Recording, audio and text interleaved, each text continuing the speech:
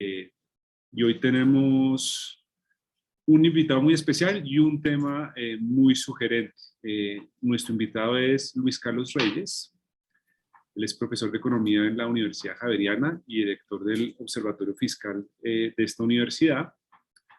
Y como le decía yo a Luis Carlos, yo soy seguidor de él por sus columnas del Espectador, que disfruto mucho, porque no son solo de economista y para economistas, sino creo que utiliza la economía para tratar de tema crítica temas muy relevantes para este país. Entonces, le doy la bienvenida a Luis Carlos. Muchísimas gracias por aceptar la invitación. Muchas gracias, Manuel. Es un placer estar con ustedes y como lo mencionaba, pues una de las cosas más chéveres de lo que hacemos desde el Observatorio Fiscal es la interacción interdisciplinaria constante y también con, pues, hacia afuera de la Javeriana. Entonces, pues un gusto trabajar con ustedes.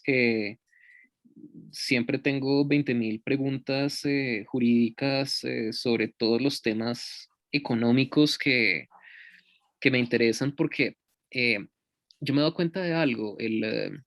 Digamos, el poder económico en Colombia, como en cualquier lado, se ejerce a través de un conocimiento muy profundo, no solo de temas económicos, sino jurídicos, de hacienda pública, de derecho laboral.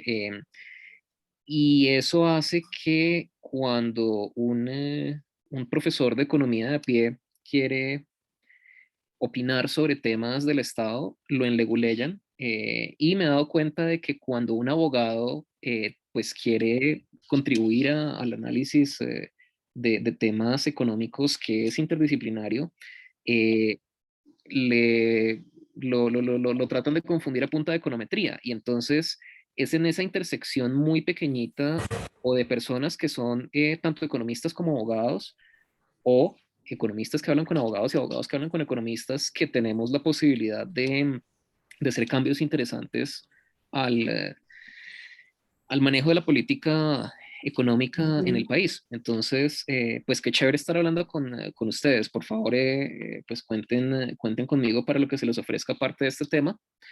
Pero si quieren entremos en materia, adelante, interrúmpanme durante la conversación si gustan, para que sea una cosa más estilo charla, que es como lo he preparado. Listo, Luis Em, Carlos. Perdón, lo interrumpo. Termino de presentar. También tenemos otros dos invitados que son Laura Porras, profesora de la Facultad de Derecho, quien va a comentar el texto y la presentación de Luis Carlos, y el estudiante doctoral Cristian David Sanabria, que también hará unos breves comentarios al texto y a la presentación de Luis Carlos. Y bueno, ya que vamos a entrar en materia, lo último que me falta por decir es que el texto o el tema del cual va a hablar Luis Carlos es el costo y la factibilidad de la renta básica en Colombia, que como bien dice, es un tema muy interesante analizar desde distintas perspectivas, porque pues desde el punto de vista de los abogados puede ser un tema de derechos que se puede discutir en términos de derechos y garantías, pero también eso cuesta plata, y ahí es donde entran a jugar un papel importante los economistas, de discutir si estas propuestas son factibles o no son factibles en un contexto como el colombiano. Entonces ahora sí, adelante Luis Carlos, tiene aproximadamente 20 minutos, somos flexibles con el tiempo. Y después Laura y Cristian tendrán alrededor de 10 minutos para hacerle preguntas o comentarios a Luis Carlos y comenzamos el debate. Muchas gracias. Listo, perfecto. Bueno, entonces voy a compartir pantalla un par de cosas del documento que ustedes quizá tuvieron la oportunidad de leer. Entonces, pues hablemos de la renta básica. Es un término que a veces se interpreta de distintas maneras, y hay una cosa que se llama la renta básica universal. La renta básica universal es a toda la población, a todos puede ser a todos los mayores de 18 años, pero podríamos decir, mejor dicho, apenas usted nace, tiene derecho a esa renta básica universal. A toda la población, independientemente de si trabaja, de si no trabaja, de su nivel de ingresos, se le da una renta básica, que es un monto igual para el colombiano más pobre hasta el colombiano más rico. Y lo que eso garantiza es como un piso de ingreso por debajo del cual no va a estar la gente, ¿sí? Em, pues eso tiene dos cosas. Una es costoso, y la otra, pues no sé, darle un ingreso básico a una persona que tiene ingresos de 10, de 20, de 30 millones. Uno podría pensar que hay mejores maneras de orientar el gasto. Entonces, en estos cálculos que hicimos, son datos prepandemia que sigo creyendo que son los mejores como para pensar sobre el tema del costo fiscal de estas iniciativas. Aquí hay el costo de distintas opciones. Esto se hace con datos del DANE, que vienen de la Gran Encuesta Integrada de Hogares. Si a todos los colombianos, esto es una multiplicación simple, les garantizáramos un ingreso de la línea de pobreza extrema, eh, estamos hablando de alrededor de, con los datos y para la fecha en que se hizo esto, de 125.000 pesos por persona, no por adulto, no por cabeza de hogar, no por trabajador, sino por persona. Em, ¿Eso qué quiere decir? Un hogar típico en Colombia tiene alrededor de 3 personas, ¿sí? Los hogares más grandes están generalmente son generalmente los de menores ingresos, entonces un poquito más de 3 personas para un hogar de bajos recursos. Esto representaría entonces que para una familia de 3 personas estamos hablando de un ingreso de 375.000 pesos más o menos, ¿sí? Entonces garantizado. Una persona, un hogar de 3 personas en Colombia recibiría 375.000 pesos. ¿Eso cuánto nos cuesta? Pues multipliquemos por la población del país, alrededor de 50 millones de personas, por 12 meses, mm, nos sale un costo de 54 billones de pesos. ¿Esto qué representa en términos del esfuerzo del gobierno y en últimas de la ciudadanía que tiene que meterse la mano al bolsillo para financiar esto con impuestos? 54 billones, pues uno los puede comparar, por ejemplo, con el presupuesto general de la nación, el que se acaba de aprobar es de 350 billones de pesos, entonces sería harta plata, y esto para garantizar simplemente la línea de pobreza extrema. Mm, lo podemos comparar con el Producto Interno Bruto del país, que así breve recorderis es si sumamos los ingresos de todas las personas que trabajan en Colombia, de todos los empresarios en Colombia que reciben rentas pues por el capital que han invertido o que reciben utilidades de esas empresas. O sea, si sumamos los ingresos de todos los hogares colombianos, eso nos va a dar alrededor de 1.000 billones de pesos. Entonces, aquí estamos hablando de, o sea, pues el 10% serían 100 billones, estamos hablando aquí del 5% del Producto Interno Bruto. Es una cantidad importante. ¿Sí? Y si queremos garantizar un nivel de ingresos más alto, pues es más plata. ¿Qué otros niveles de ingresos serían interesantes? Hay dos líneas de pobreza, una línea de pobreza extrema, a veces la llaman de indigencia, o sea, es destitución económica absoluta, y luego está la línea de pobreza, que es más alta, son 275.000 pesos por persona, pues esto nos lleva el costo a 119 billones, o sea, más o menos el 12% del Producto Interno Bruto, una tercera parte del presupuesto general de la nación. Para que ustedes se den una idea del orden de magnitud de las cosas, programas tipo Familias en Acción cuestan 2 billones, 3 billones de pesos. Aquí estamos hablando de cosas muy grandes. 1,4 veces la línea de pobreza extrema. ¿Por qué metimos esto acá en la tabla? Porque sería como pensando en que esto es garantizándole a cada mayor de 18 años ese monto. Sí, pero resulta que en Colombia hay muchas personas menores de 18 años, así que si tenemos en cuenta a todos si tratamos de tener en cuenta algo que garantice a todos los hogares un ingreso equivalente a todas las personas, un ingreso equivalente a la línea de pobreza, estamos hablando de 76 billones. Pasemos pues a lo que suele ser el referente yo creo que el salario mínimo en Colombia, ahorita la conversación sea una conversación académica que lleva un buen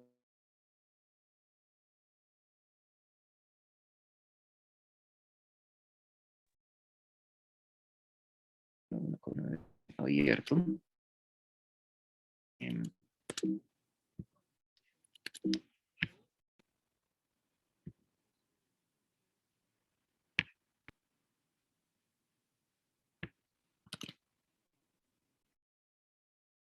em, una, con el Premio Nobel de Economía se le otorgó a varios investigadores, incluyendo David Hart por sus investigaciones de salario mínimo, y el tema se ha vuelto otra vez relevante. Creo que el salario mínimo es un referente muy importante y también desde un punto de vista jurídico. No hay tantas cosas que están definidas en términos de salario mínimo. Por ejemplo, no puede haber pensiones por debajo de un salario mínimo en un país en el cual más de la mitad de los trabajadores ganan menos del salario mínimo y la gran mayoría no hacen aportes suficientes para financiarse una pensión de salario mínimo. En fin, digamos que le queremos garantizar un salario mínimo a todos los mayores de 18 años del país, ¿sí? Eso no se puede, ¿sí? Eso cuesta 424 billones de pesos. Estamos hablando de casi el 42% del Producto Interno Bruto. Y mm, pues este es un monto que, eh, o sea, no, es más que el presupuesto general de la nación y sería que este fuera todo el gasto gubernamental sin haberle metido un peso a educación, un peso a salud, un peso a seguridad. Entonces, una renta básica universal propiamente dicha, como una transferencia de exactamente el mismo monto, bien sea a todos los adultos, bien sea a todas las personas, eh, es costosa. Em, ¿Qué ocurre? Si fuéramos a hacer una renta básica universal, tendríamos que financiarla cobrando impuestos, ¿sí? Cobraríamos impuestos y entonces a las personas que tienen ingresos que están por encima de esa renta básica universal, ¿cómo funcionaría? Ellos ganarían plata, luego pagarían un monto en impuestos, probablemente grandes si tienen ingresos altos, y luego el gobierno les pasaría la plata de esos, de su renta básica, ¿sí? Entonces primero les cobro un montón en impuestos y luego les devuelvo un poquito, ¿sí? Una propuesta que, digamos, matemáticamente en los modelos ya de análisis económico formal que se hacen, que es difícil de diferenciar en términos prácticos de la renta básica universal, pero que logísticamente nos ayuda muchísimo, es una renta básica garantizada. Una manera de verla es que esta renta básica garantizada pues nos ahorra una transacción bancaria irrelevante, ¿sí? Porque en vez de yo a la gente con altos ingresos, primero cobrarle un montón en impuestos para devolvérselos, pues lo que hago es que les cobro un poco menos en impuestos, ¿sí? Entonces no le voy a dar a Luis Carlos Sarmiento una renta básica o su cheque de una renta básica universal, pero sí le voy a reconocer esa renta básica universal como un descuento tributario. Entonces, digamos que, no sé, un profesor universitario que tenga ingresos de 12 millones de pesos, por decir cualquier cosa. Eh, que pague un impuesto de renta de 20 millones de pesos al año, ¿sí? Lo que diríamos es, bueno, esta persona tiene derecho a una renta básica de X plata, es un descuento tributario, digamos que la renta básica fuera en 500 mil pesos, entonces en vez de pagar, de deber, de adeudar 20 millones de pesos, pues adeudo 19 millones 500 mil, pero no voy a estar esperando un cheque del gobierno por 500 mil pesos, bueno, 500 mil por 12, ¿no? Entonces serían, ¿cómo es la cosa? 6 millones, entonces adeudaría en vez de 20 millones, 14. ¿Mm? Em, Ese descuento tributario pues no sería, sí, sería un descuento tributario en vez de un cheque. Y eso hace que no me tengan que cobrar un montón de impuestos para luego pagarme mi propia renta básica, ¿sí? Eso sería una renta básica garantizada. Es lo mismo que, este es un término que utilizaba Milton Friedman, pues el gran economista estadounidense, hablaba de un impuesto negativo. ¿Mm? Entonces, ¿qué ocurre? Si yo tengo un ingreso que es mucho más alto que esa renta básica, pues la renta básica simplemente se va a ver reflejada en un descuento eh, tributario, ¿sí? Entonces, cada peso de la renta básica es un peso menos que yo pago en impuestos. Y si mi ingreso está por debajo de la renta básica, ese descuento tributario es reembolsable. Pasémonos, por ejemplo, el caso de una persona que tiene ingresos de 200.000 pesos al mes y hemos determinado que debe haber una renta básica de 300.000 pesos al mes. ¿Qué pasa? Esta persona, ¿cuánto adeuda en impuestos? Cero, pero tiene derecho a un descuento tributario. ¿De cuánto? Eh, Tiene derecho a un descuento tributario que le permita completar ese ingreso, y entonces esto es plata que se le transfiere, pero es un descuento tributario del mismo monto que se le deduciría a la persona de más altos ingresos, ¿sí? ¿Qué ventaja tiene esto? Es mucho más barato porque nos ahorramos esa doble transacción. Em, si lo hacemos así, mm, entonces hay distintas maneras digamos, hay distintas formas de pensar en cómo se saca de cómo se sale progresivamente de estar recibiendo un subsidio a no estarlo recibiendo. Lo importante es crear este impuesto negativo de una manera que no desincentive el trabajo, que es una de las preocupaciones que se suelen tener con este tipo de programas. Y lo que hacemos es decir, bueno, yo tengo, eh, yo tengo una situación en la cual si trabajo más, gano más. ¿Mm? Por ejemplo, eh, aquí está, creo que esta tablita es una de las mejores ilustraciones de un concepto que puede llegar a ser un poco complicado. Imaginémonos un impuesto, una especie de impuesto marginal del 80% por ciento a estos niveles de ingreso. En la práctica, ¿esto qué quiere decir? Esto quiere decir que si yo tengo un adulto con ingreso de cero y recibe un subsidio de 490.000 pesos, que es medio salario mínimo, cuando calculamos esto, pues mi ingreso más mi subsidio son 490.000 pesos. Pero ¿qué pasa si no sí, voy un poquito, no tanto menor, que yo no quede con más plata a la hora de recibir un ingreso más subsidio? ¿Sí?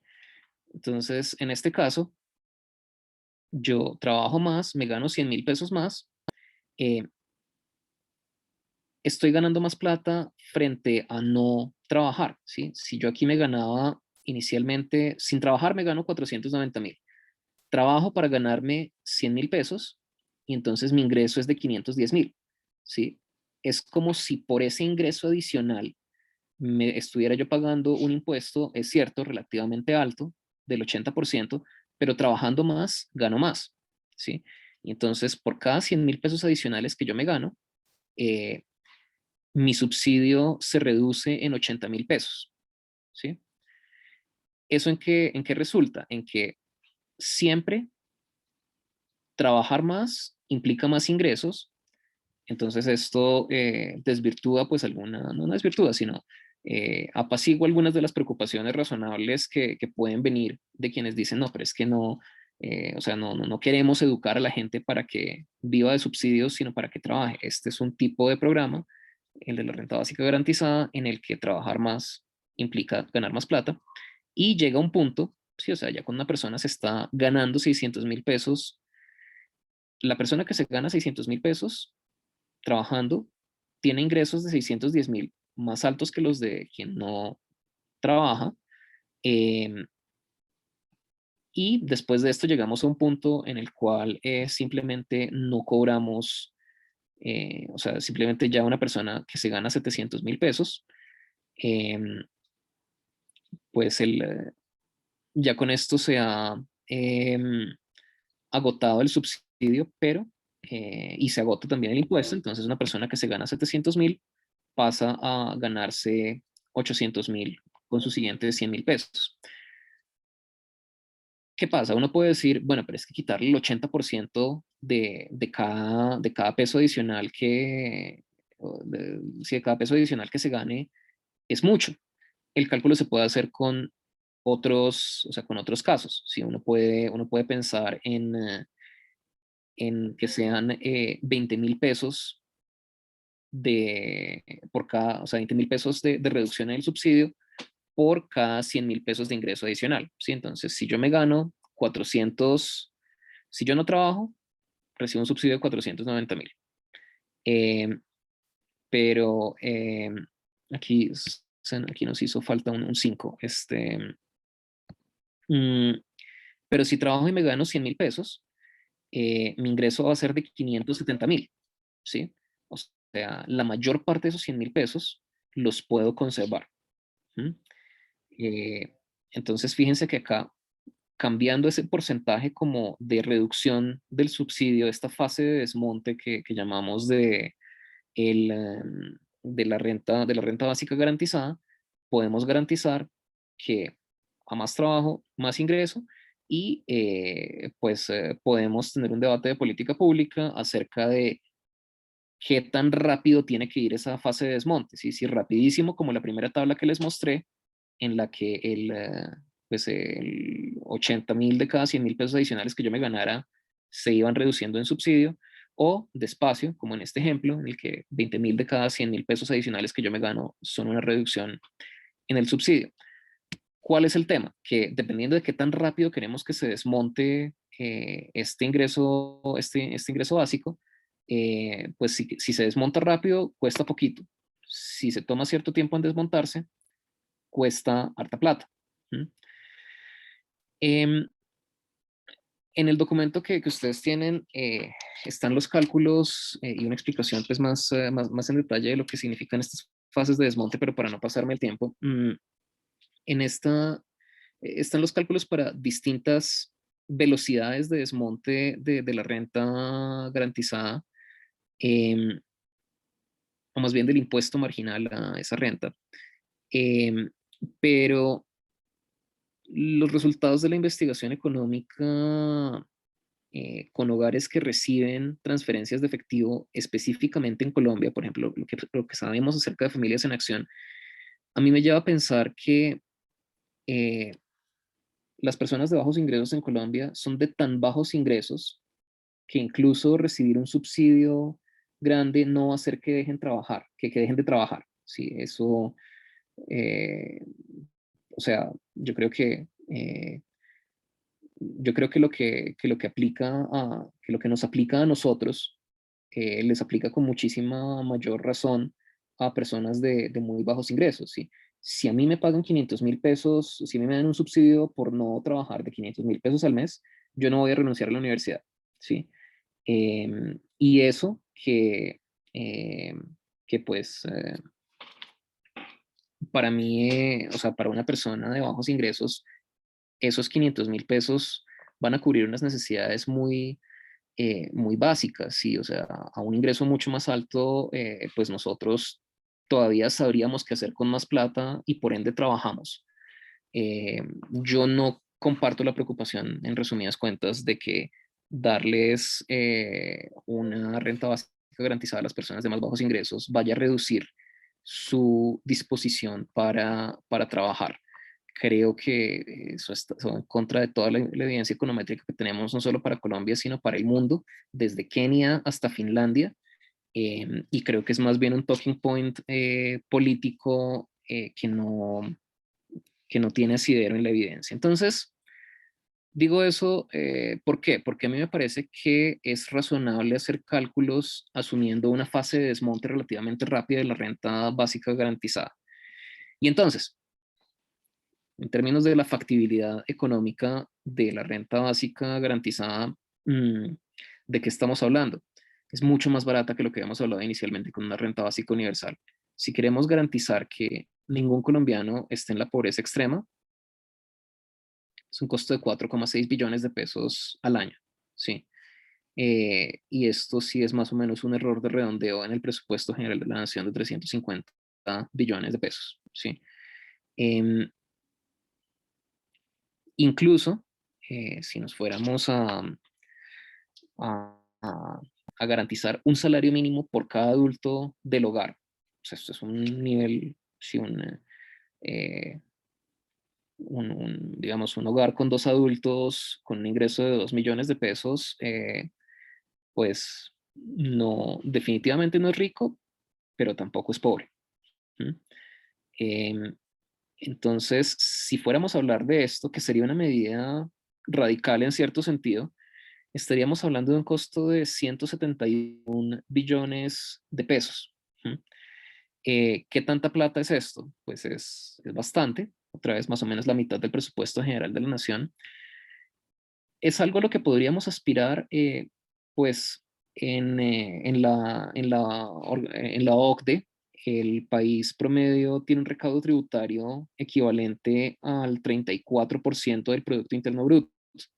En Colombia estamos hablando del 19%. La diferencia entonces en Colombia estamos hablando de alrededor de 190 billones de pesos. Si nos alineáramos con la OCDE, estaríamos hablando de 340 billones de pesos. Fíjense que la diferencia entre esos dos valores es cercana a estos 171 billones de pesos, ¿sí? Em, entonces, estaría dentro de las posibilidades económicas del país garantizar que ningún adulto tuviera ingresos por debajo del salario mínimo. Em, la respuesta es sí, pero claro, fíjense la dificultad que hemos tenido para plantear reformas tributarias que son de 10, de 15 billones de pesos, ¿sí? Hablar de una reforma tributaria que recaude 15 billones de pesos adicionales, que recaude 171 billones de pesos adicionales, em, pues sí requiere unos consensos nacionales y, unos temas de debate político y además un esfuerzo grande por parte de las personas de altos ingresos que no son solo los dueños de los grupos económicos, sino definitivamente entran en esa categoría los profesores universitarios, que deberían estar dispuestos a pagar bastante más en impuestos, ¿sí? Em, entonces, bueno, pues creo que en términos de la factibilidad económica de una renta básica garantizada en Colombia, eso es lo que tengo por decir, ¿no? O sea, una renta básica universal que sea exactamente el mismo cheque para todo el mundo, muy complicado, pero además impráctico porque podemos garantizar el mismo resultado con mucho menor costo si en vez de una renta básica que sea un cheque, pensamos en una renta básica que sea más bien un descuento tributario reembolsable. Es decir, que si yo cojo lo que pago en impuestos menos ese descuento, si eso me da un valor negativo, pues entonces ahí sí el Estado me gira el cheque. Y si no, pues entonces es simplemente un poco menos que pago en impuestos. Eso es todo, creo que estoy un poquito pasado el tiempo, entonces cedo la palabra. Bueno, Luis Carlos, muchas gracias, ¿no? Fue muy juicioso con el tiempo. Seguimos entonces ahora con los comentarios y preguntas de Laura y después con Cristian, si les parece. Hola, Laura. Listo, vale, mil gracias. Hola Manuel y gracias por invitarme y muchas gracias Luis Carlos por compartir con nosotros este texto. Yo voy a hacer, creo que dos comentarios gruesos sobre por qué estoy de acuerdo contigo en que la idea de renta básica garantizada es mejor que la de renta básica universal, pero por razones un poco distintas. Y un poco también hablar de los riesgos que yo creo en todo caso al implementar una renta básica garantizada, riesgos adicionales también a los que tú dijiste, un poquito más desde la abogada. A ver si esto sirve para la conversación. Entonces, bueno, lo primero es que no voy a hablar un poco de por qué una renta básica garantizada con desmonte gradual es mejor. Yo creo que ya Luis Carlos lo hizo suficientemente bien en su presentación. En últimas, pues contrarresta el incentivo perverso que puede motivar a la gente a trabajar menos, mantenerse en la pobreza o mentir para obtener subsidios que no le corresponden. Mejor dicho, yo creo que el modelo que plantea Luis Carlos de una renta básica donde trabajar para ganar más siempre es un buen negocio para el individuo es el adecuado. Pero en la medida en que, digamos, tampoco es mi obsesión, lejos de María Fernanda Cabal y el trabajo en vagos, y a mí, digamos, no es a quien me tiene que apaciguar como este tipo de argumentos. Entonces voy a intentar dar dos argumentos más porque también me parece que es una mejor idea. Y esto tiene que ver con el riesgo que yo veo de una renta básica universal, el riesgo que siento al oír algunas facciones políticas, por ejemplo, a los libertarios en Estados Unidos que han tenido este tipo de discusión, apoyarla. Entonces, uno de esos riesgos es que hay ciertos grupos políticos, y yo creo que eso puede llegar a pasar en Colombia, que apoyan la renta básica universal, pero como reemplazo y no como complemento de programas de asistencia social tradicionales, ¿sí? Esta es más como la postura libertaria, digamos, hay un poco de gente que la apoya. Yo la conozco también como a través de leer un poquito lo que saca el Cato Institute, que es Individual Liberty, Free Markets and Peace, que también creo que cada vez es más influyente de alguna manera en Colombia. Y entonces ellos básicamente lo que dicen es garantizar un ingreso mínimo a todos, es mejor que nuestro actual sistema de bienestar. Bueno, eso es otra discusión, si los gringos en este momento tienen algo como un sistema de bienestar o no, pero en esa no me voy a meter. Entonces ellos lo que dicen es, nosotros creemos que, por ejemplo, en Estados Unidos se necesita una renta básica universal como reemplazo y no como complemento de los programas de asistencia social. Si esa es la idea y yo se la he oído en algunos sectores en Colombia, pues esa idea yo no la compartiría, ¿sí? Yo creo que sigue habiendo una cantidad de cosas importantes en mantener al sector público, por ejemplo, en mantener ESES, ¿no? Que son las IPS públicas, en mantener a Colpensiones, en mantener colegios públicos. O sea, yo creo que hay cierto valor en lo público, en la prestación de servicios sociales, que habría que mantenerlo, y entonces eso es algo que me hace apartar un poco de la idea de renta básica universal. Hay otra que también, digamos, está relacionada con algunas discusiones que he oído en estos liberales, digamos, más que de derecha, de alguna manera. Y es que la renta básica garantizada se parece más a la idea que yo comparto políticamente de justicia distributiva que la renta básica universal. Y entonces voy a intentar ahí explicar por qué. Una renta básica garantizada, sea con desmonte gradual o no, siempre implica focalizar, ¿verdad? La renta básica implica focalizar a las personas que lo van a recibir, contrario a una renta básica universal. Y en la focalización hay siempre implícita una idea de justicia restaurativa.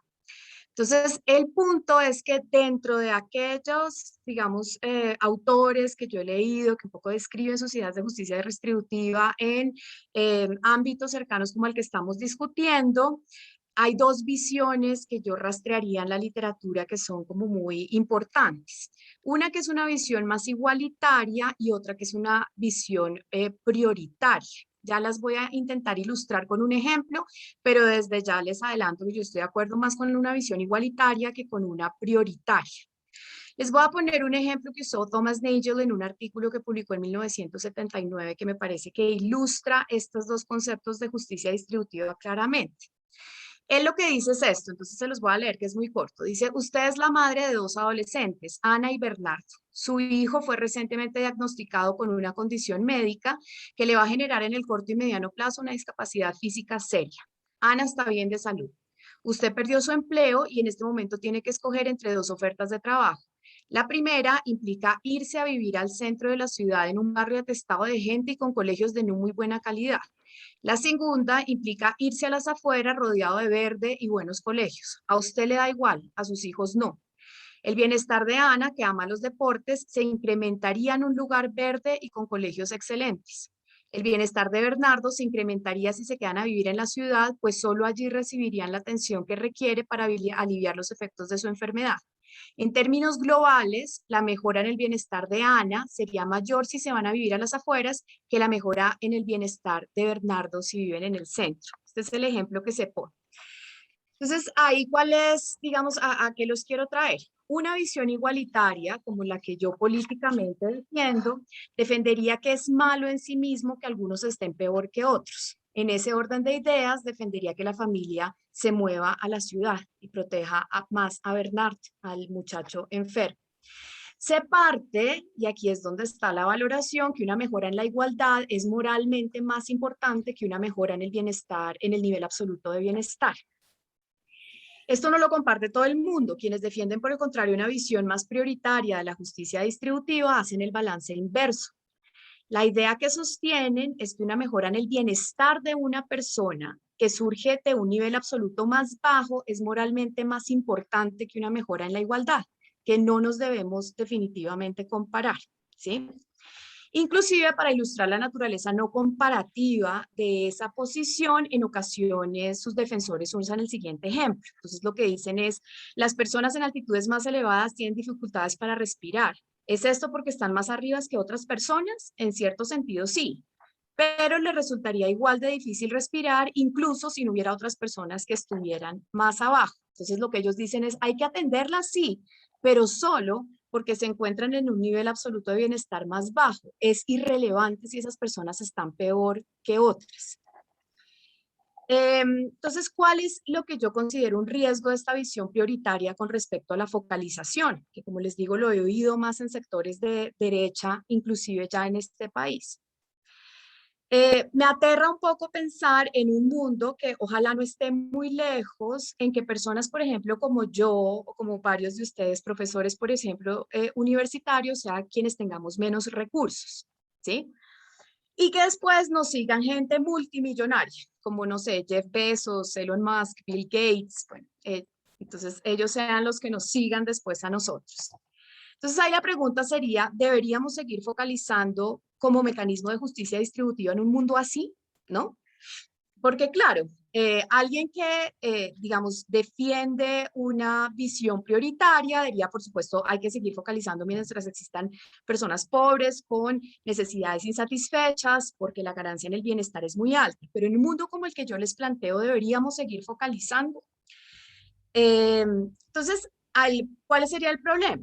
Que algunos de ellos, por ejemplo, podrían decir, si a Laura o a Luis Carlos o a Manuel o a Jorge le transfieren 500.000 pesos mensuales, tenemos una mejora en nuestro nivel de bienestar, sin duda mayor, por supuesto, a la de Jeff Bezos, pero ya no parece urgente, entonces acabamos la focalización. Y ahí entonces mi posición política es que una mejora en la igualdad es moralmente más importante. Y entonces que deberíamos seguir focalizando.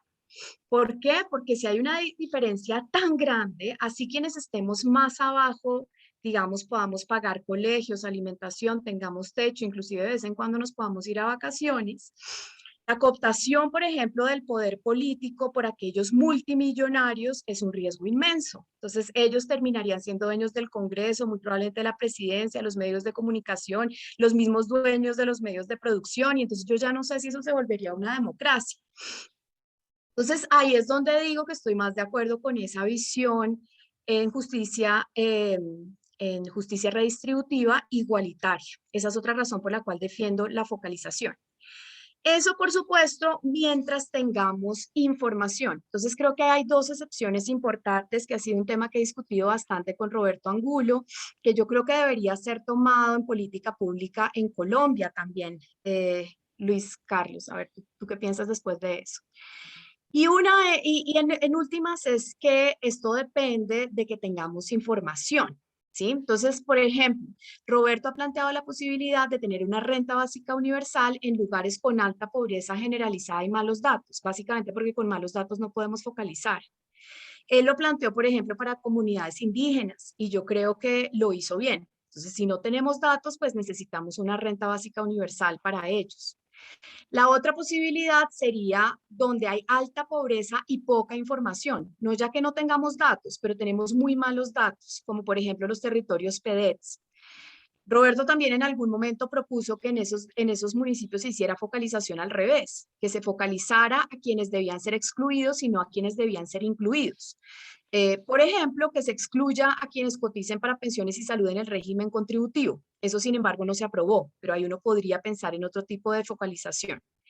El punto que quiero sostener es que en todo caso donde hay buenos datos, por ejemplo Bogotá, y menos pobreza homogénea, simplemente parece no justificable tener algo como una renta universal y desechar la idea de focalización. Otra cosa que me parece que es importante de la focalización, que ayuda, que es una cosa, digamos, práctica, pero no por eso menor, y que la quería decir simplemente, rápidamente, es que también simplifica nuestro sistema y es útil para no duplicar la oferta. En este momento en Colombia tenemos una gran cantidad de transferencias condicionadas y no condicionadas, tenemos familias en acción, jóvenes en acción, compensación del IVA, Colombia Mayor, ingreso solidario, Bogotá Solidaria, bono vital Bucaramanga, ni les digo más, que hace que sea una oferta muy dispersa, muy difícil de navegar para el ciudadano que más lo necesita y donde frecuentemente se duplica la oferta. Entonces, una renta básica como la que menciona Luis Carlos, definitivamente simplificaría el sistema, suplir para no duplicar la oferta y también nos ayuda a ser más eficientes en la entrega de apoyos económicos a quienes más lo necesitan, que me parece que es importante. Entonces, dicho esto, ¿cuál sin embargo son dos riesgos que yo veo muy importantes, adicional al que menciona Luis Carlos? Luis Carlos dice que el principal riesgo, digamos, le parece que tiene que ver con el problema de la imperfección en las herramientas de focalización. Ese problema básicamente tiene que ver con el riesgo de darle a ciertas personas menos de lo que necesitan y que eso conlleve a darle más a otras. Es un riesgo asociado a la información imperfecta que tenemos de los ingresos de los hogares en general, ¿no? Yo creo que uno además tendría que asumir que el ingreso cierto de un hogar pues no lo vamos a tener nunca, pero por supuesto, digamos, en este momento tenemos herramientas particularmente imperfectas. Luis Carlos lo que dice es que tenemos mejor información de hogares formales, por ejemplo, por la información que los empleadores tienen que hacer al momento de los pagos de seguridad social a través del PILA, pero peor de los informales para quienes su puntaje del Sisbén es el que sirve como proxy del ingreso. Yo creo que el problema es más grave y menos grave. Yo no comparto con Luis Carlos que tengamos tan buena información del PILA, que es la plantilla integrada de liquidación de aportes, básicamente porque no es exacta, especialmente por dos razones. Y es porque los independientes suelen cotizar por ingresos muy inferiores a los que realmente tienen, pero más allá de eso, el punto es que no se sabe dentro de los independientes quiénes están cotizando sobre el 40% de su ingreso por tener contratos de prestación de servicios y quiénes no. Es decir, no podemos saber si la cotización se hace como trabajador contratado por prestación de servicios y le tendríamos que sumar el 60 o como profesional independiente. Entonces, ahí tampoco tenemos, digamos, unas cifras muy claras. El Sisbén tampoco ha sido claro, aunque el Sisbén 4 ha mejorado. El Sisbén 4 avanzó con cruces de información donde se calcula, se intenta hacer un estimado del ingreso por hogar. Yo alcancé a estar en reuniones donde más o menos mostraban 70 y pico de modelos econométricos para aproximar el ingreso a partir de la información sociodemográfica de los hogares y de cruces con otras fuentes. Entonces, en este momento, digamos, yo creo que con el Sisbén 4 más o menos podemos establecer el nivel de ingreso de los hogares. Se sabe, por ejemplo, que quienes están en A y B tienen un ingreso estimado por debajo de la línea de pobreza. El ingreso cierto, en todo caso, no lo tendríamos nunca, pero vamos aproximándonos a mejores rangos. En Bogotá, por ejemplo, el año pasado, para los más pobres se les da 240.000 pesos y a los vulnerables 120.000. En este momento en Bogotá, este año ya se están dando como renta garantizada en franjas mucho más específicas. Por ejemplo, en A1 a A3 les dan 660.000, de A4 a A7 460.000 y así hasta categorías como C5 y vulnerables. Entonces, si se piensa, como afirma Luis Carlos, que uno de los principales problemas de la focalización es darle a ciertas personas menos de lo que necesitan y que eso conlleve a darles más a otra, eso puede remediarse con mejores sistemas de información, que como digo, estamos lejos de tenerlos, pero ahí vamos. Pero al obtenerlos, y seguramente para allá vamos, aunque nunca van a llegar a ser perfectos, se potencia la aparición de otros dos riesgos que tú no señalas, pero que yo considero importantes en el debate y que quiero señalar para terminar.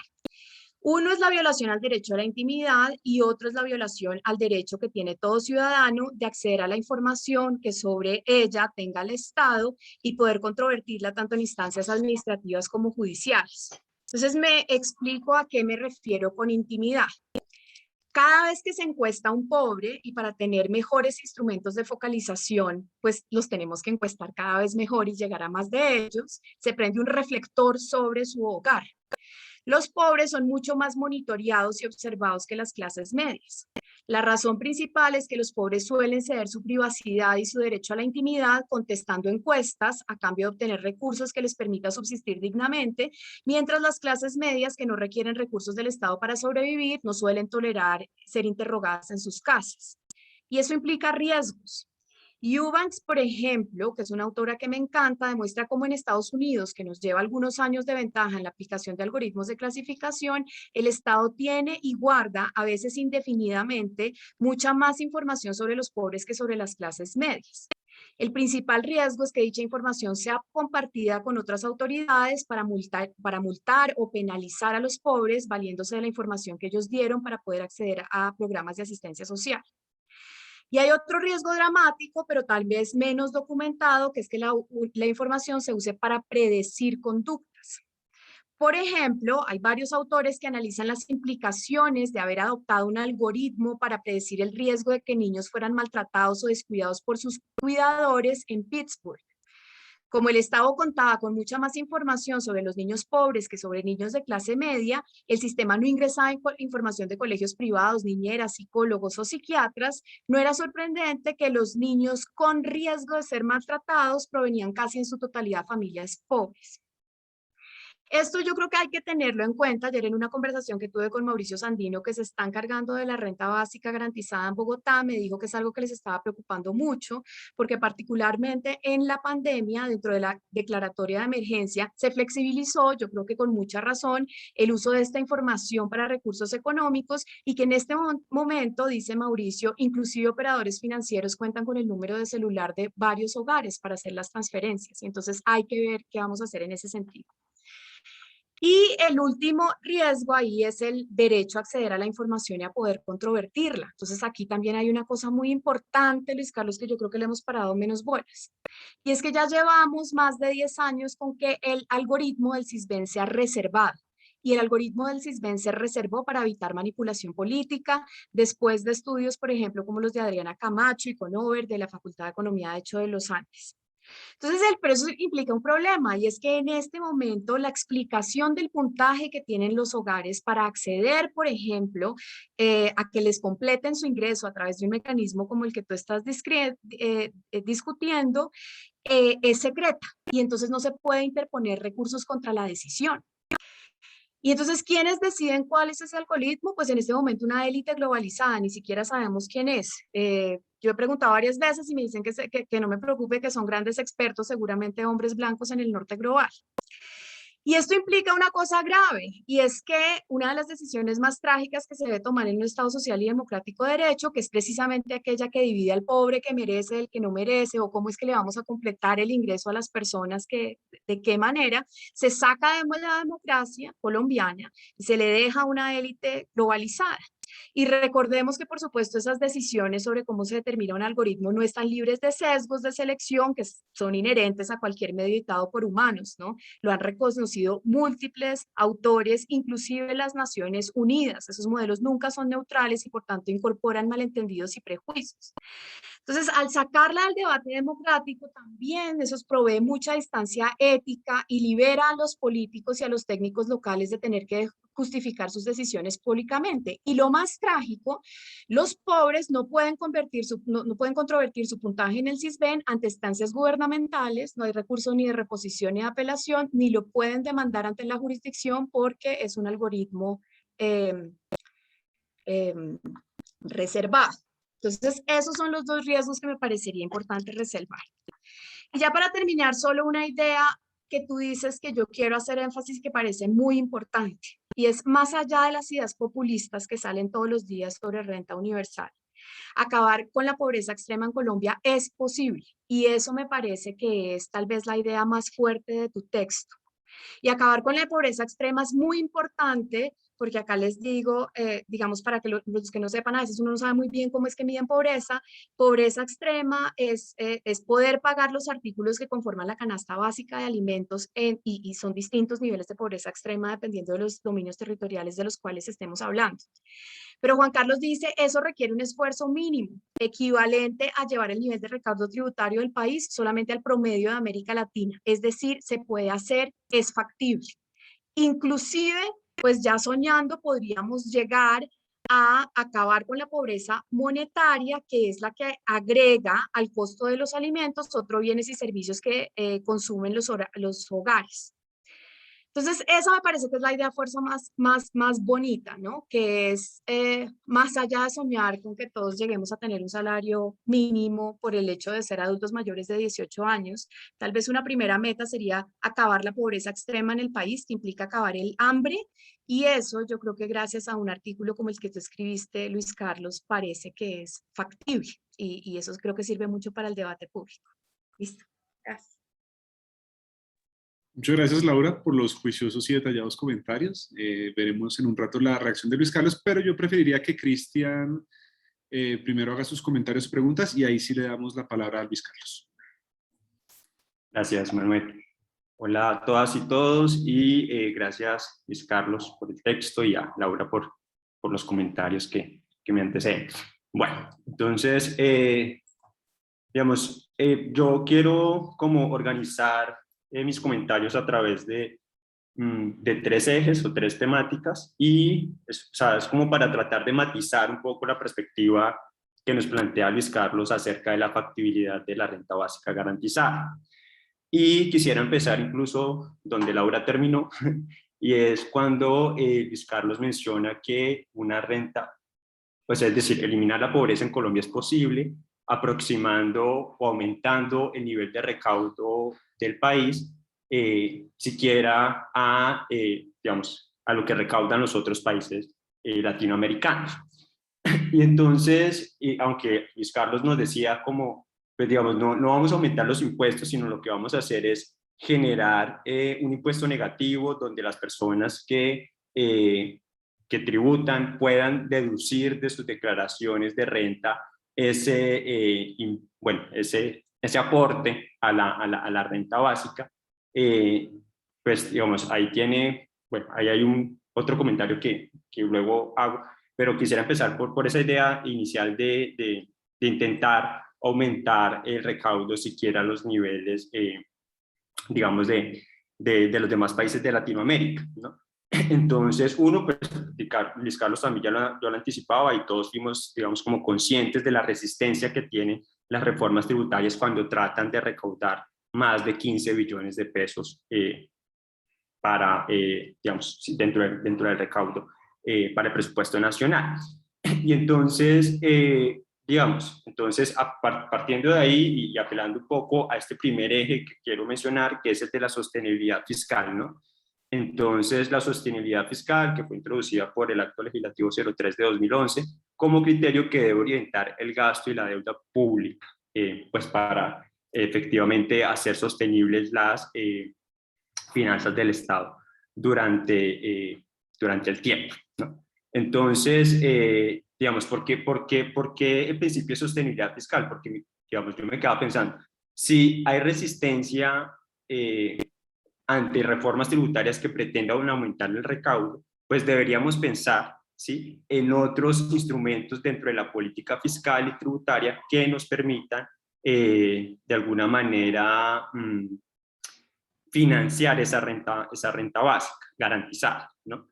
Entonces, obviamente estoy hablando de mayor endeudamiento público, estoy hablando tal vez de eliminar beneficios tributarios, mejorar la eficiencia del sistema, en fin, que son, digamos, problemas estructurales que hacen inviable o que hacen que el sistema tributario pues no recaude lo que deba recaudar. Entonces, obviamente, pues si pensamos en esos otros instrumentos, pues habría que ver, digamos, la sostenibilidad fiscal como la herramienta constitucional que de alguna manera hace que tengamos en cuenta que no nos podemos endeudar tanto, que, digamos, que las medidas que tomemos para aumentar el recaudo en todo caso tienen que ser eficientes para no generar mayor traumatismo económico en toda la operación de recaudación.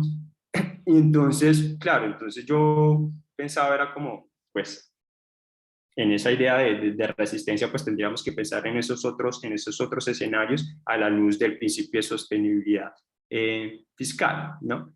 O el principio, la herramienta, perdón. Entonces, porque pues, digamos, y esto lo piensan, y me parece que es una pregunta muy, o un aspecto muy viable para preguntarle a Luis Carlos, porque él es economista y de hecho la sostenibilidad fiscal como que es muy defendida por ellos, porque pues también está como esta idea o esta crítica a la sostenibilidad fiscal como un límite a la garantía de derechos y de hecho una suplantación que puede estar haciendo esta sostenibilidad fiscal a los principios del Estado social y democrático de derecho, y sobre todo cuando se trata de garantizar pues los derechos sociales, económicos y culturales, ¿no? Entonces, y esa sería como la mirada de los abogados, y pasó el señor de los... Entonces, sí, claro, entonces lo que digo. Entonces, un poco, claro, me parece que la sostenibilidad fiscal es una pregunta o es un aspecto potente a considerar, sobre todo por los economistas, pues porque los abogados podríamos decir, o hacer esta crítica que recién les menciono. Entonces la pregunta concreta es, digamos, y de ahí partía, ¿qué otras herramientas distintas a aumentar la presión fiscal sobre las y los contribuyentes se pueden considerar para financiar la renta básica garantizada, pues teniendo en cuenta la sostenibilidad fiscal, ¿no? Y pues porque, o bueno, eso sería como el primer aspecto, porque otro aspecto, y era, digamos, bajo lo que explicaba Luis Carlos, que no vamos a aumentar el recaudo, sino lo que vamos a generar es un impuesto negativo. Entonces también habría que preguntarse hasta qué punto el Estado está dispuesto a ceder esa parte del recaudo para mejorar la situación de los menos aventajados. Es decir, realmente hay la voluntad política suficiente para renunciar a esa porción del recaudo para mejorar la situación de las personas que están en pobreza extrema o de hecho en la línea de pobreza. Entonces, como que sí habría que preguntarse por ese tema de la voluntad política y más allá de que en medio de la coyuntura pandémica, pues más de los 54 senadores hayan, digamos, abogado digamos, por esta opción. Entonces, como que preguntarse eso también me parece importante frente a ese aspecto que recién mencionaba. El segundo eje es relacionado con el principio de progresividad y es, digamos, me preocupa un poco quiénes realmente terminarían pagando o financiando la renta básica garantizada si las personas con mayores recursos son los que mayormente se benefician o se acogen de los beneficios tributarios que existen como las exenciones y las deducciones. Es decir, si bien en principio, digamos, no vamos a hacer una distinción y todas las personas que son contribuyentes de alguna manera van a poder deducirse, ¿cierto?, de su renta ese aporte o esa contribución a la renta básica. En todo caso, pues sería un beneficio más para las personas que tienen un nivel de ingreso alto y un beneficio tal vez más, pero que en todo caso a las personas que tienen un ingreso medio se verían más empobrecidas porque pues igual están haciendo el mismo aporte que hacen las personas con más recursos, ¿cierto? Entonces habría que preguntarse por quién realmente va a terminar financiando esa renta básica, es decir, ¿son realmente las personas que tienen los recursos suficientes o van a ser las personas que a duras penas alcanzan el umbral de ingresos para ser contribuyentes y en todo caso se van a tener que deducir la misma cantidad o van a tener que aportar la misma cantidad de dinero que aportan los que tienen más ingresos? Entonces, como pensarnos ahí el tema de la progresividad me parece importante y obviamente también en clave de capacidad económica. Ahí mismo, amarrado a eso, y es como, bueno, Luis Carlos, estamos hablando de, bueno, no aumentar los impuestos, pero sí reducirlos, pero se deja de lado, digamos, un aspecto importante, que es como el impuesto sobre la renta de las personas jurídicas, ¿no? Entonces, un poco, también quisiera que pensara Luis Carlos, o invitarlo a pensar en eso, y es como, de alguna manera, o sea, ¿cuál sería el papel de las personas jurídicas o cuál sería el nivel del aporte que deberían hacer, ¿no? Entendiendo pues que dentro de las legislaciones tributarias, una de las que más cobra impuestos sobre la renta a las empresas es justamente la legislación tributaria colombiana. Entonces, sí me parece importante como pensarnos si de pronto hacer esa distinción entre vamos a solamente a generar ese beneficio o aumentar de pronto tal vez el recaudo de las personas naturales o qué matiz podría adquirir pensarse de pronto incluir a las personas jurídicas como posibles mayores financiadores de esa renta básica garantizada. Ese sería como el segundo matiz. Y el último, y me parece que este es el más importante, me parece que el más importante porque creo que estamos hablando de esto, y es de justicia social, ¿no? Entonces, y en ese sentido, claro, entonces ya por lo menos cuando no vamos a aplicar una renta básica universal, sino vamos a aplicar una renta básica diferenciada, que a muchos podrían decir la renta básica, perdón, garantizada, es un modelo débil de renta básica y no es una renta básica porque la renta básica per se debería ser renta universal. En todo caso, me parece que cuando hablamos de la renta básica garantizada, ya hay un matiz de justicia social porque la estamos focalizando hacia las personas que están sobre la línea de pobreza extrema y sobre la línea de pobreza. Entonces, pero pues yo quisiera ir un poco más allá, ¿no? Como pensarnos un poquito más adelante, o sea, para generar un mayor impacto nuevamente, o sea, un mayor impacto redistributivo, y de alguna manera cuando Luis Carlos nos presenta como esta definición de renta básica, de alguna manera nos da como los elementos bajo los cuales es plausible pensarse la renta básica, y dice que, bueno, básicamente la renta está disponible para las personas que se encuentren en situación de desempleo, que tengan dependencia económica, que tengan algún tipo de discapacidad, pues para garantizarles esa renta básica, o ese mínimo vital. Entonces, de alguna manera, sí quisiera pensar como de pronto en la probabilidad de ampliar o fortalecer esos aspectos y pensarnos en una renta básica garantizada diferencial. Es decir, donde realmente, por ejemplo, las personas que tienen discapacidad o las personas que, digamos, son adultas mayores, o incluso las mujeres, si le ponemos perspectiva de género, podrían beneficiarse o podría aumentarse mejor un poco o en alguna porción el monto de la renta básica que deberían recibir esas personas porque están soportando unos niveles de vulnerabilidad superiores o mayores a los de simplemente ser pobres, ¿no? Y obviamente con esto una mirada interseccional y pensarse pues ahí como en esa renta básica diferencial mejorar la focalización, es decir, tener en cuenta no solamente la pobreza, sino otros factores o condicionantes socioestructurales que discriminan, como la discapacidad, el género y la vejez, y con eso de alguna manera pensarnos en que tal vez esas personas necesitan un poco más que las otras personas que tienen sus plenas capacidades y que simplemente son pobres, ¿no? Entonces me gustaría como pensar en esa idea y la pregunta, digamos, de una renta básica diferencial, y la pregunta concreta ahí es si sería viable una renta básica diferencial garantizada para esas personas con miras a lograr una mayor justicia social. Y pues esos serían como los tres matices, mis comentarios, y espero que sí hayan puesto un poquito de sal para poder hacer la conversación. Muchas gracias, Cristian. Bueno, Luis Carlos tiene ahí varios comentarios y preguntas por responder. Ya son las 12:08, entonces en la medida de lo posible le agradezco la brevedad a Luis Carlos como para que más personas puedan participar en el debate y usted pueda otra vez poder contestarles. Sí, bueno, muchas gracias.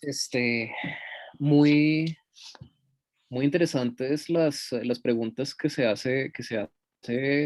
me hace Cristian. Yo creo que dan para toda una carrera académica de desarrollar respuestas a esas preguntas, ¿no?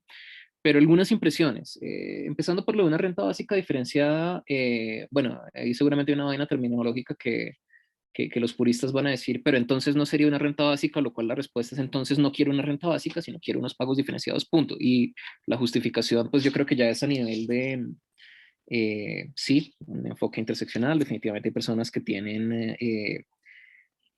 por alguna condición específica, de pronto necesidades mayores. Yo creo que determinar si es justo o no es algo que en últimas es una conversación democrática que se puede y quizás se debe tener. Y en cuanto a cuánto cuesta eso, pues díganme exactamente qué es lo que necesitan y de pronto los cálculos se pueden hacer, pero creo que es factible, ¿no? O sea, por ejemplo, la población discapacitada es un porcentaje pequeño de la población colombiana, entonces no, sin por poner un ejemplo, creo que no cambiaría mucho la estimación de los costos.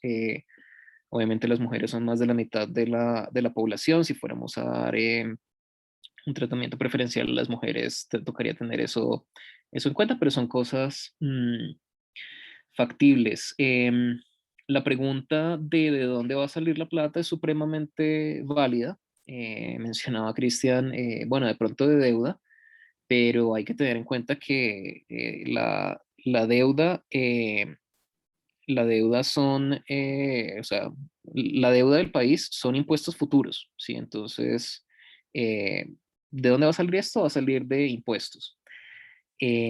Claro, hay un impuesto, la renta básica se puede concebir como un impuesto negativo, pero eso no, pero un impuesto negativo pues no recauda, sino que cuesta plata, y el impuesto negativo se puede, la única manera de financiarlo es con otros impuestos. ¿De dónde van a salir esos impuestos? Pues es la pregunta del millón o del billón o de la decena de billones, porque pues ese es uno de los debates grandes que tenemos ahora, y nos lleva, y esa es una tangente en la que me puedo ir muy fácil y con mucho gusto, de qué tipo de sistema tributario necesitamos, y qué cambios requiere el que tenemos frente a eso. Em, Ahí apunto que hay muchos economistas que han hablado sobre el tema. Hay muchas comisiones de expertos, muchos documentos chéveres, pero creo que en últimas, a veces en estas propuestas económicas termina faltando eh, una contraparte jurídica que esté en un diálogo como el que estamos teniendo. Y pongo un ejemplo concreto.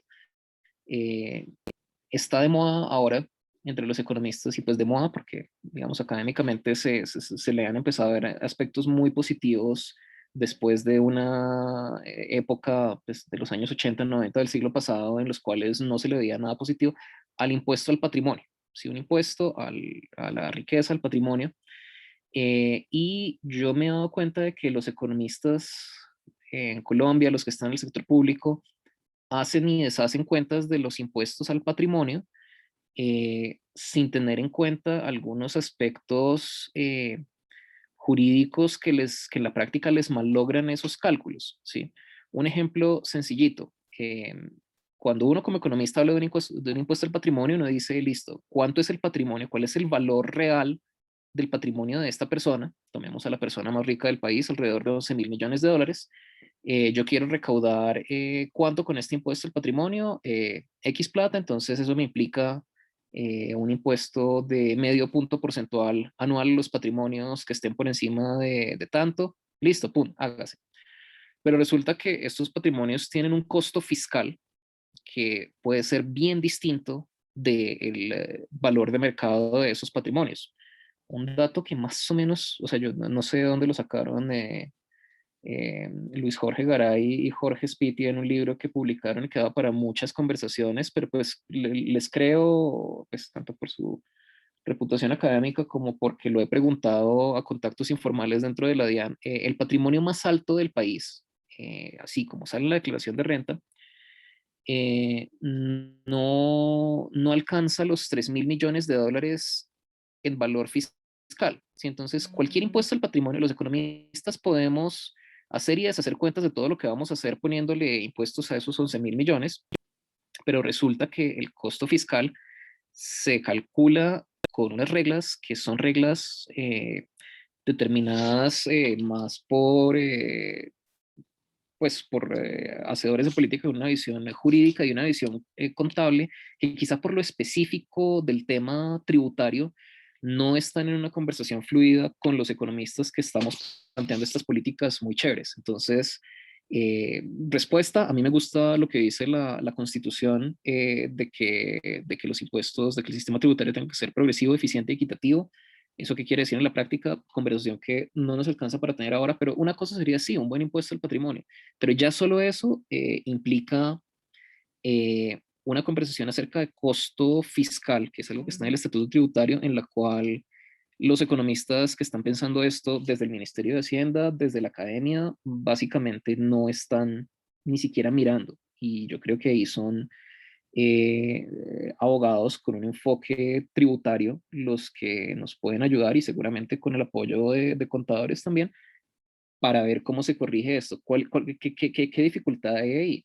En Colombia hay muchos abogados tributaristas y muy buenos, pero también hay un problema de economía política y es que si uno es un abogado tributarista muy bueno, mm, pues realmente los incentivos económicos son no trabajar proponiendo reformas al estatuto tributario para gravar a los más ricos, sino ayudar a, ¿cómo es que se llama esto? A los más ricos en la industria de la protección de la riqueza. Eh, y, y esto es absolutamente real. O sea, yo he estado en conversaciones con abogados que les planteo esto, y listo, déjenme hablo con un excelente abogado tributarista que yo conozco, y listo, chévere, y me llegan con la respuesta, mire, me dijeron que no, o sea, no, o sea, hay cosas que realmente son conocimientos muy bien guardados porque cuestan mucha plata y se pueden vender mucho más caros al sector privado que al sector, pues que al público, que para el bienestar general. Entonces, pues, no, sí, yo creo que es muy chévere que haya investigadores pensando esto desde un punto de vista académico. Algunos, en este momento estoy trabajando con algunos académicos, juristas, especialistas en el tema, que sí han accedido a hablar sobre el tema desde el punto de vista de una reforma tributaria, pero vale la pena enfocarse en esto desde un punto de vista del interés público y no del interés particular. Hace mucha falta. Así que esto para decirle, excelentes preguntas. Las respuestas es que se necesita más investigación. Y esto aplica también para su pregunta concreta de el impuesto a las personas jurídicas. Em, es un tema enorme. Resumiendo, las mismas razones por las cuales quizá en los años 80 la economía como profesión llegó a la conclusión de que el impuesto óptimo al capital y por lo tanto a las empresas era de cero. No me he sentado como a ver la historia intelectual de cómo esto fue de una disciplina a la otra, pero tengo entendido que es más o menos aceptado como algo razonable desde el enfoque tributario al derecho, más bien desde el enfoque jurídico a lo tributario, que vale la pena buscar minimizar la carga tributaria de las empresas, que ese es el derecho, el deber ser de las cosas, y si ustedes piensan esto, pues es porque nosotros habíamos llegado a esa conclusión. Qué pena, nos equivocamos. Hoy en día la conversación está en un tema, está en un sitio bien distinto, y, y entonces hay buenas razones para que las personas jurídicas tributen, incluso como tales y no solo en cabeza de sus accionistas de los dividendos que les pagan. Ejemplo cortico, si yo tengo una empresa que la mayor parte de mis ingresos por ser dueño de esta empresa se dan en apreciación de esta empresa. Esas son bueno, en inglés se llaman capital gains. Gracias precisamente a un trabajo interdisciplinario, entendí que en Colombia eso son ganancias ocasionales. Em, eh, Esas ganancias ocasionales no son grabadas a menos que yo venda mi participación en la empresa. Bueno, no hay mecanismo, o sea, hay un muy buen mecanismo para grabar estos cambios en el patrimonio, que en última son ingresos, es tener buenos impuestos a las personas jurídicas, impuestos al patrimonio y otros elementos en general, impuestos al capital, que vienen siendo que empresas, patrimonio, dividendos, que harían parte de una reforma tributaria progresiva en Colombia. Aparte aparte de esto, también es importante entender algo que, en lo cual quizá tanto abogados como economistas nos quedamos cortos, y es que el papel lo aguanta todo. Pero para poner en práctica muchas de estas cosas se necesita una DIAN más fuerte. La DIAN no tiene el personal que necesita para poner en la práctica nuestra reforma tributaria soñada. De hecho, y esto lo argumenta Juan Ricardo Ortega, exdirector de la DIAN, y todo lo que yo he visto personalmente me lleva a pensar eso, podríamos llegar muy lejos en términos de recaudo adicional, simplemente haciendo que las reglas actuales que tenemos se cumplan a cabalidad. Entonces yo creo que por ahí vale la pena meterse, pero o sea, ¿qué pasa? La DIAN primero necesita más presupuesto, y otra cosa que necesita es que sus funcionarios eh, sean, pues se encuentren entre los mejores abogados tributaristas del país. ¿Qué pasa? Un funcionario público no gana ni de cerca lo que gana un buen abogado tributarista en el sector privado. Tengo entendido que hay figuras jurídicas en las cuales el Estado puede, a funcionarios públicos o semipúblicos o lo que sea, pagarles mucho más. O sea, yo sé que el presidente de Colpensiones se gana un montón de plata, sé que en si no estoy mal, las agencias nacionales, la figura de las agencias nacionales, como la Agencia Nacional de Infraestructura, creo que pueden pagar salarios muy grandes. Me parece fundamental que en la DIAN se pueda hacer eso, porque por la buena voluntad de su corazón o de nuestro corazón, todos llegamos solo hasta un punto. Alguien alguna vez dijo, yo pensé que era incomparable, pero solo resultó que era bastante caro, ¿sí? Eh, y, y pues bueno, hay que tratar de compensar bien a quienes estén a cargo de poner en práctica estas reformas, o si no nos vamos a quedar con unas cosas que en el papel son muy bonitas.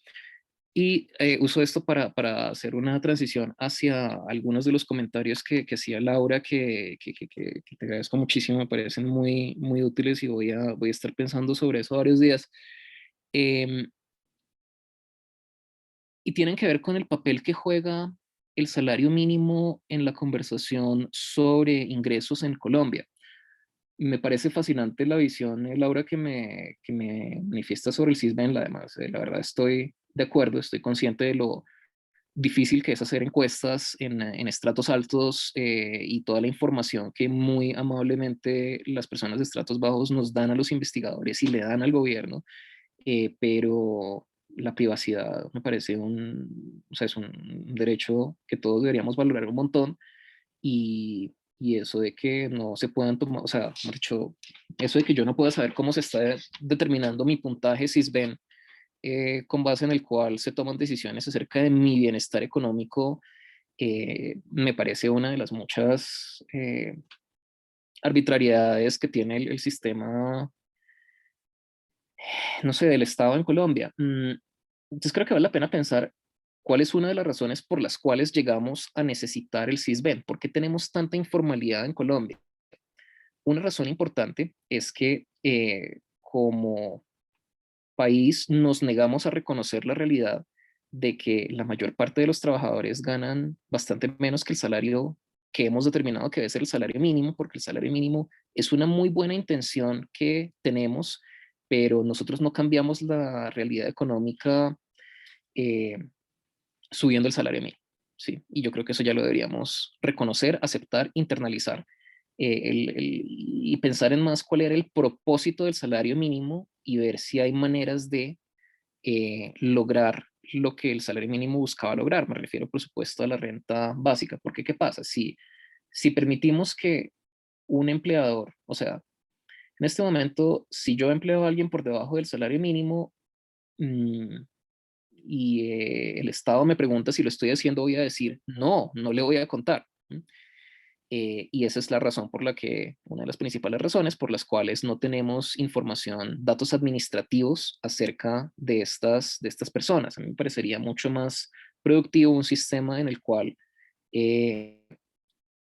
reconociéramos que hay gente que gana por debajo de esto, contáramos con con la cooperación de la gente que gana menos del salario mínimo y de la gente que la emplea simplemente para tener datos administrativos sólidos, confiables acerca de cuánto ganan, y luego buscar soluciones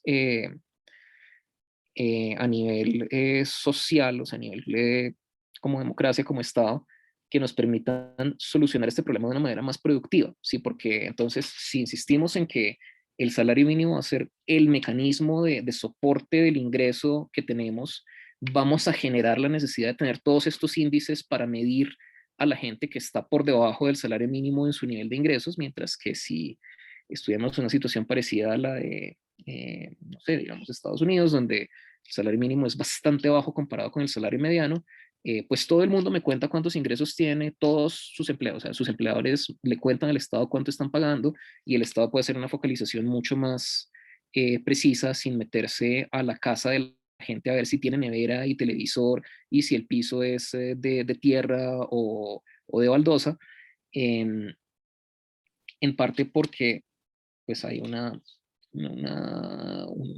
políticas económicas planteadas a nivel más realista. Mm, Esto repercute no solo en temas de soporte de ingresos, sino también del sistema pensional. Como el salario mínimo es esta medida y tiene un estatus, hasta donde yo entiendo, constitucional tan importante para determinar un montón de cosas, no podemos pagar pensiones por medio del salario mínimo, entonces nos toca inventarnos programas que funcionan como pensiones, cumplen la función de una pensión, se hacen aportes como si fueran pensiones, me refiero a los BEPS, y pagan un ingreso en la vejez, pero no les llamamos pensiones porque en Colombia la pensión no puede estar por debajo de esta cosa arbitraria.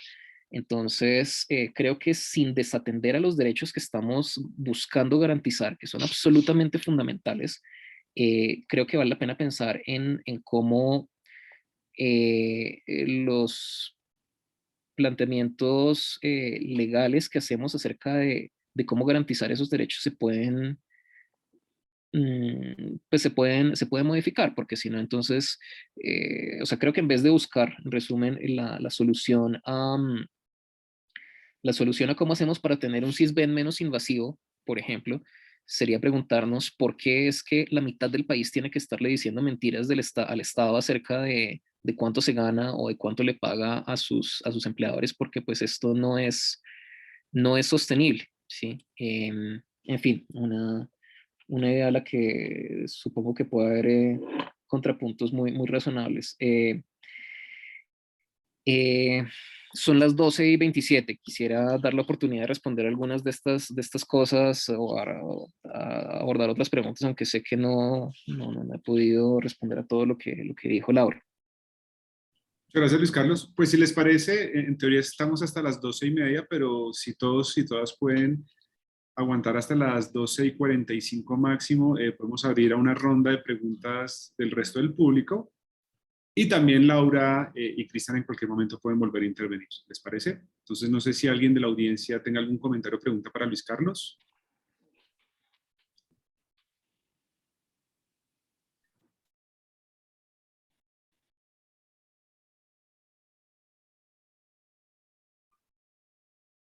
No sean tímidos ni se dejen intimidar por los economistas. Hernán, gracias. Bueno, vamos a ver cómo nos va en la intimidación. Gracias, Manuel.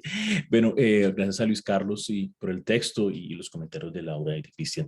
Yo tengo una pregunta.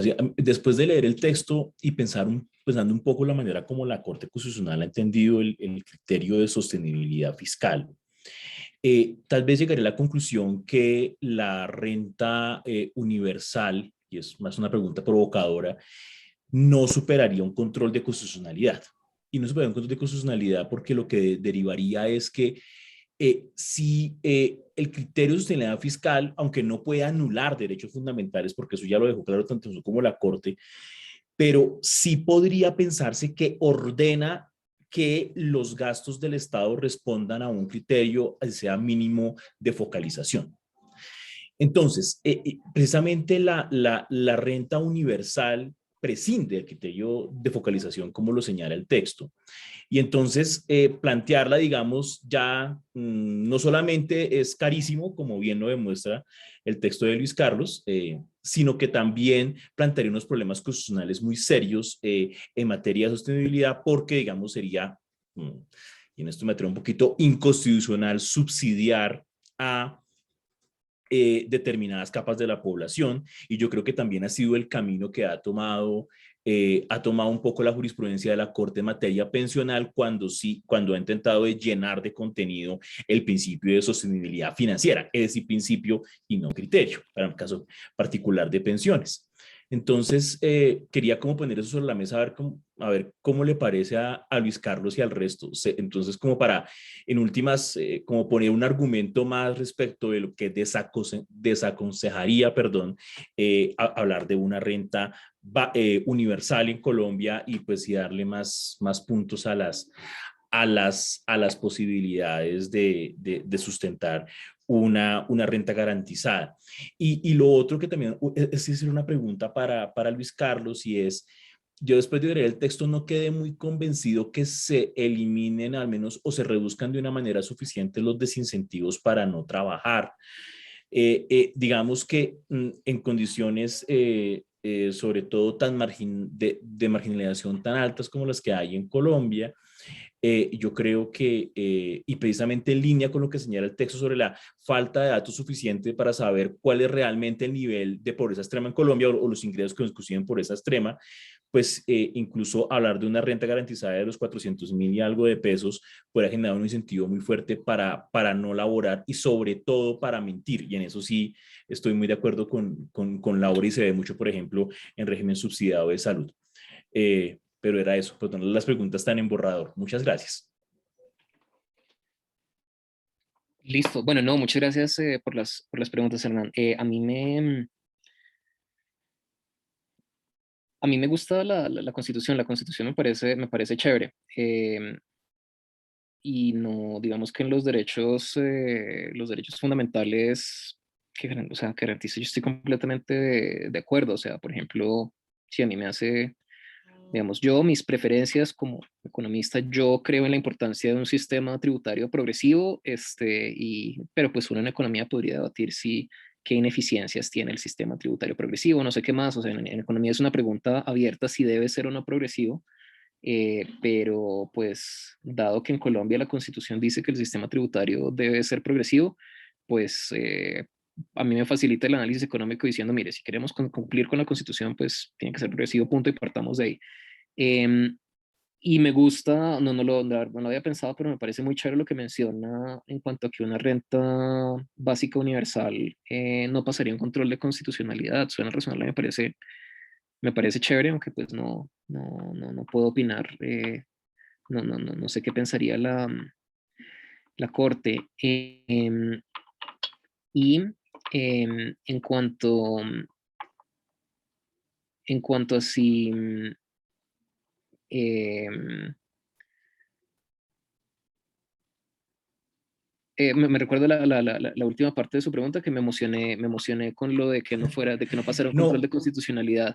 claro, que punto Sí, cómo responder, gracias, Luis Carlos, al argumento de que en últimas, no, sobre todo si no tenemos, como lo acepta sí, su paper, no tenemos suficiente información sobre hasta dónde, cuál es el piso real de la pobreza extrema. Entonces, mm, si realmente una renta garantizada podría blindarse, o cuando menos desestimular de una manera sí, suficiente los incentivos para no trabajar, era eso. de acuerdo. Sí, en cuanto a eso, a ver, creo que una cosa es no saber el ingreso exacto de la gente, o sea, el ingreso exacto de un individuo particular en Colombia, que es lo que sería ideal, ¿sí? Para no, porque pues hay gente, o sea, digamos, hay gente que vive sin salir de Bogotá, que vive en barrios de estrato 1, pero que es rica, ¿sí? Sí, un tendero próspero construyó una casita en un sitio que se valorizó y todo, perfectamente puede tener un patrimonio mayor que alguien que vive colgado pagando arriendo en un barrio costoso de la ciudad, ¿sí? Y una focalización idónea, pues diría, mire, si el tendero quisiera irse a vivir a otro lado, podría hacerlo y tiene un patrimonio, si no, no le vamos a dar renta básica a él, cosa que fallaría si dijéramos, bueno, hagamos una focalización por estrato, ¿sí? Eh, Sin embargo, el que en esos casos puntuales no tengamos suficientes datos para decir con toda la certeza que nos gustaría, no quiere decir que no tengamos datos suficientes para reducir bastante los errores a la hora de hacer la focalización, ¿sí? Y el Sysben, sobre todo el Sysben 4, es una herramienta juiciosa para hacer esto, que se van a cometer errores, claro, pero el punto no es que se cometan cero errores, sino que no se cometan demasiados y que no nos suban mucho el costo. Pero su preocupación fundamental va hacia el desincentivo a trabajar, y ahí es donde ¿qué errores podemos cometer? Podemos ir a darle, eh, eh, sí, o sea, pronto desincentivamos, de pronto esos 500.000 pesos hacen que el tendero rico cierre la tienda, quizá. Yo creo, o sea, Jeff Bezos recibió transferencias monetarias del gobierno de Estados Unidos. Hay un crédito tributario que funciona exactamente como funcionaría la renta básica de la que hablo ahí, garantizada, es el Child Tax Credit. Es una plata que el gobierno le da a uno porque tiene un hijo. Usted tiene un hijo, tome, está alrededor de $3.000, ¿sí? Jeff Bezos la recibió, ¿sí? Trabajó menos, Amazon creció, planteó nuevos productos, menos que sin que Bezos hubiera recibido eso. Primero, lo dudo bastante, y segundo, tenemos evidencia econométrica tanto del exterior como de países más pobres que Colombia, como de países más ricos que Colombia, como de Colombia, que muestra que frente a estas transferencias monetarias el comportamiento de la gente no trabaja mucho. Concretamente, los beneficiarios de Familias en Acción en Colombia, que es un programa que tiene todos estos problemas de focalización, lo que nos muestran los datos obtenidos a través de encuestas es que pues no están trabajando menos, ¿sí? De hecho, trabajan un poquito más los que reciben este ingreso. Y este es un resultado que se replica en muchos otros contextos. Yo creo que el peso de la evidencia econométrica para todo el mundo muestra que las transferencias de efectivo, condicionales, incondicionales, no modifican mucho el comportamiento laboral de la gente. Creo que ex ante es razonable preocuparse por eso, ¿sí? O sea, sin uno conocer la evidencia, eh, pero, pero el peso de todas las investigaciones econométricas nos muestran que, no sé, quizá que la gente tiene, tiene hábitos que no cambian mucho con el ingreso. Si a mí me bajan el ingreso a la mitad, me va a dar una rabia impresionante, pero voy a seguir trabajando lo que trabajo ahora, ¿sí? Y si me lo triplican, voy a seguir trabajando más o menos lo mismo. Y yo creo que eso aplica no solo al caso profesor universitario, sino a muchísimas personas de todos los niveles de ingreso. Bien, gracias Luis Muchas Carlos. Bueno, gracias. vamos a moderar un momentico porque Manuel tuvo que salir. Veo aquí una mano de Wilson. No sé si alguien más tenga otra pregunta y podamos agrupar dos porque nos quedan como un poquito menos de 10 minutos. Entonces, pues voy con Wilson. Si alguien más tiene de pronto la última pregunta, la podríamos recoger. Entonces vamos, Wilson y Tari. Bueno, Luis Carlos, muchas gracias por tu test.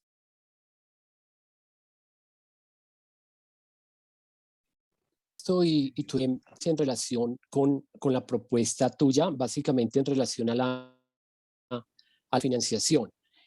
A mí me parece que una reforma tributaria para financiar adicionalmente al déficit fiscal que afrontamos en cada reforma tributaria, una renta básica garantizada es un reto enorme, especialmente cuando ya tenemos unos impuestos y unas tarifas impositivas demasiado altas. comparadas con países de América Latina, con países de la OCDE, con tributación que hoy en día se desplaza. La política de tributación de la OCDE está centrada en personas naturales y los países desarrollados tienen la tributación centrada en personas naturales. Hacia ese camino íbamos al iniciar al convertirnos en miembros de la OCDE, y en esta última reforma tributaria desconocemos todo el tema de las personas naturales por todos los problemas que se presentaron con el primer proyecto de reforma tributaria durante este semestre, y hoy en día cambiamos totalmente el discurso y nos vamos hacia las personas jurídicas, es decir, que sean ellos los que tributen y paguen la reforma tributaria. Entonces, financiar este mecanismo a través de una reforma tributaria realmente lo veo bastante complicado. El otro tema que veo muy complicado es el manejo del descuento tributario. Me parece que sí es una medida loable la que propone de un descuento tributario, pero no me imagino a la cantidad de contribuyentes presentando autorizaciones del impuesto de renta y el manejo y la recuperación de ese descuento tributario. El otro tema que te quería decir es, yo tengo 30 años de experiencia en temas tributarios y hay un mito que veo reiterado por parte de muchas personas en señalar que las grandes empresas y los grandes contribuyentes son los que evaden más impuestos, y porque tienen buenos tributaristas o porque conocen posiblemente el estatuto tributario y los beneficios tributarios y tienen la posibilidad de hacer lobby para obtener beneficios tributarios. Realmente esa no es mi impresión. A mí me parece que acá la evasión se encuentra en la economía informal. Es allá donde está la evasión, y no tenemos una administración tributaria fortalecida que permita realizar programas de fiscalización a ese sector de la economía. Por el contrario, la administración tributaria y las reformas tributarias se centran en los contribuyentes cumplidos, que normalmente son las grandes empresas o los grandes contribuyentes. Entonces, esos eran básicamente mis comentarios en relación a tu presentación. Gracias. Gracias, Wilson. Entonces, recojamos también la de Tari, porque lo que nos quedan 5 minutos, ¿te parece, Luis Listo. Carlos? Y poder. Hola, Luis Carlos, muchas gracias por la presentación, por el texto. Bueno, yo no soy experta en tributario, pero digamos que este tema, yo trabajo el tema de vejez y este tema pues me resulta particularmente interesante, pues principalmente porque me preocupa un poco que como las pensiones, no estamos logrando pensionarnos, pues esto se está convirtiendo un poco como en el reemplazo de las pensiones de las personas, ¿no? Y yo no sé hasta qué punto estas propuestas también deberían articularse con, digamos, con una discusión más amplia sobre cómo estamos pensando todo nuestro sistema pensional también. Y tengo, bueno, esto sí es otra pregunta, pero no es porque no tengo ni idea. Y es, yo recuerdo ahorita en Estados Unidos con el tema de la pandemia, dieron un montón de subsidios y me decían unos familiares que vivían allá que el día que dieron los subsidios, los supermercados eran repletos y la gente compraba televisores y equipos de sonido y digamos que, digamos, cosas que uno dice, pero esto no es para la subsistencia mínima, pero está detrás también una lógica del consumo que es importante para la dinamización de la economía, y yo no sé ahí, digamos, como en esta precarización y en esta idea como de que estos recursos lo que hacen es luchar contra esa pobreza extrema, hasta qué punto en Colombia estamos preparados para este enfoque hacia el consumo, hacia promover también el consumo a través de estos subsidios. Listo. Bueno, pues muchas gracias por las preguntas. Empezando por la de Tari. O sea, creo que todo esto de estimular la demanda para dinamizar la economía son son medidas, son medidas que se pueden tomar para contrarrestar los efectos del ciclo económico, más no son medidas permanentes, ¿sí? Entonces, por ejemplo, otra vez tomando el caso de Estados Unidos, el gobierno dio unos cheques de unos montos importantes durante la pandemia.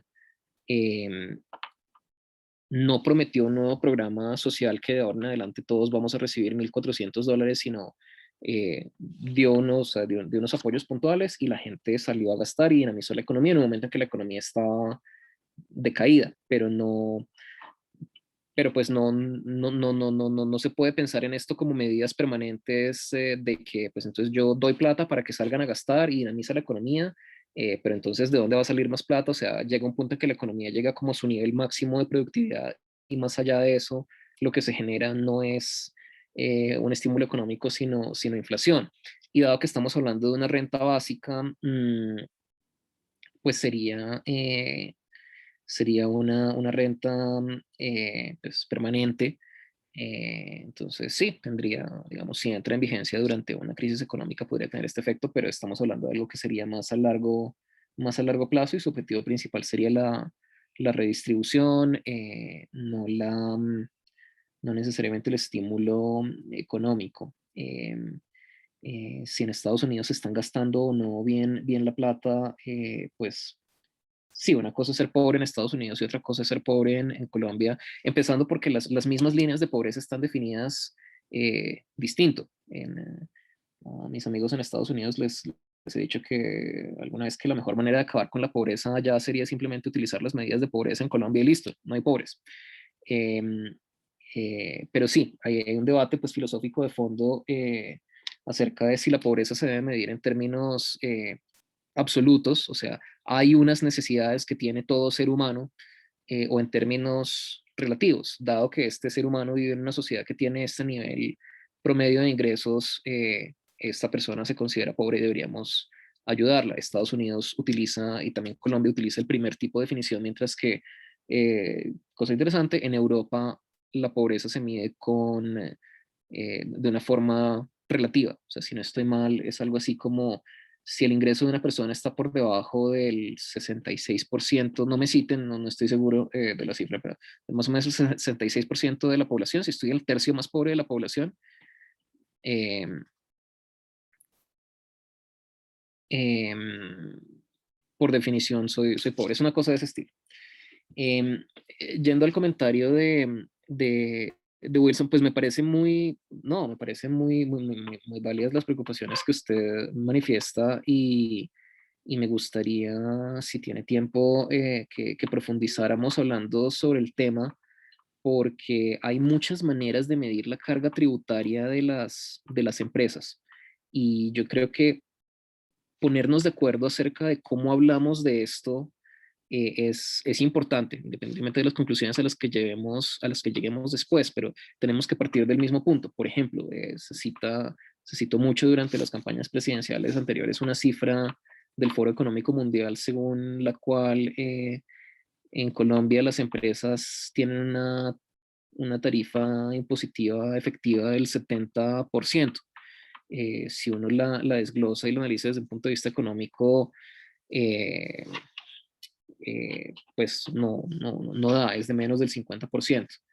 Si uno ve los datos por lo menos de pago de impuesto de renta, algunos de esos poquitos datos que la DIAN ha soltado, las empresas, las 4.000 empresas más grandes del país, más o menos, perdón, las 400 empresas más grandes del país, más o menos, su impuesto a cargo entre su renta es de alrededor del 20% frente a algo muy cercano a la tarifa nominal, en lo que esté en el año 31 o 32% para las empresas pequeñas y medianas. Entonces, no es necesariamente elusión o evasión, sino también una serie de beneficios tributarios de rentas exentas sobre todo, sí, que les permiten a ciertos sectores bien conectados en Colombia pagar menos. Pero pues me interesaría muchísimo que miráramos juntos los datos para ponerle como un poco más de detalle real a unos datos que me pasó la DIAN. Eso es lo que tengo, o sea, no me dicen ni nombres de empresas ni nada.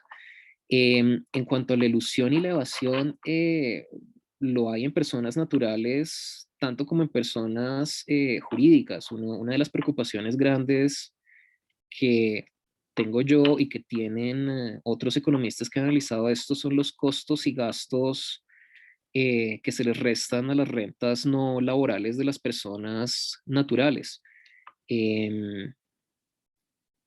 La verdad, necesitamos más investigación y necesitamos trabajo interdisciplinario para determinar qué tanto de estos gastos, de estos costos y gastos son o no razonables. Necesitamos mejores datos, pero digamos, la impresión cualitativa, por ejemplo, de gente que trabaja en la DIAN es que estos costos y gastos no laborales de las personas naturales son excesivamente altos, pero se necesita más investigación. En cuanto a las estrategias tributarias que puedan emplear no solo personas naturales, sino también personas jurídicas para reducir su carga tributaria, bueno, que las hay. Pues me parece sobre todo muy preocupante que estemos en el 6º año consecutivo de normalización tributaria a unas tarifas muchísimo más bajas que lo que habría sido pagar impuestos a tiempo según se adeudaban. Y, por ejemplo, cuando se destaparon los Panama Papers en Colombia, vimos un montón de patrimonios que no estaban declarados y que corrieron a normalizarse. Hay análisis académicos muy juiciosos al respecto, como por ejemplo el de Juliana Londoño, que es una colombiana profesora en la Universidad de California en Los Ángeles, utilizando datos de la DIAN que muestran que había grandes patrimonios escondidos y esos patrimonios salieron de alguna parte y pues asumiendo que son de actividades, o sea, algunos serán de actividades legales, algunos de actividades ilegales, pero yo pensaría que una buena parte vienen de actividades legales que simplemente no se están declarando como se debería, pero de nuevo, estoy seguro de que hay muchas empresas, sobre todo pequeñas y medianas, que sí tienen una carga tributaria grande porque es a ellas a las que les aplican todas las reglas, ninguno de los beneficios tributarios, y que además o no tienen acceso a planeaciones tributarias agresivas o simplemente pues tienen la convicción ética de no hacerlo, pero que hay gente que hace esas planeaciones tributarias agresivas y que se beneficia muchísimo de eso. No me cabe duda, porque ahí están las leyes que les siguen permitiendo hacer esto, por las cuales alguien tiene que estar haciéndolo hoy.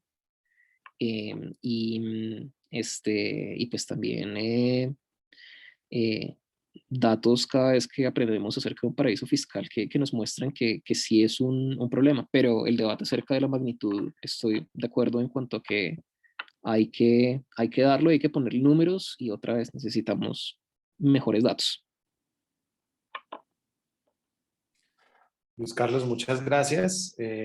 Gracias por la generosidad en el tiempo, en las respuestas. Creo que para todos fue refrescante pues, leerlo y escucharlo. Muchísimas gracias. Lo mismo a Laura, Cristian y a todos los que estuvieron acá. Gracias. Ahí están los datos de Luis Carlos que nos invita a mantenernos en contacto. Y pues bueno, espero que tengan un buen almuerzo y que nos veamos nuevamente pronto en el coloquio doctoral. Muchas gracias a todos. Gracias, Cristian, también por los comentarios. Hasta luego. Luego, muchas gracias a todos. Gracias, hasta luego. Muchas gracias.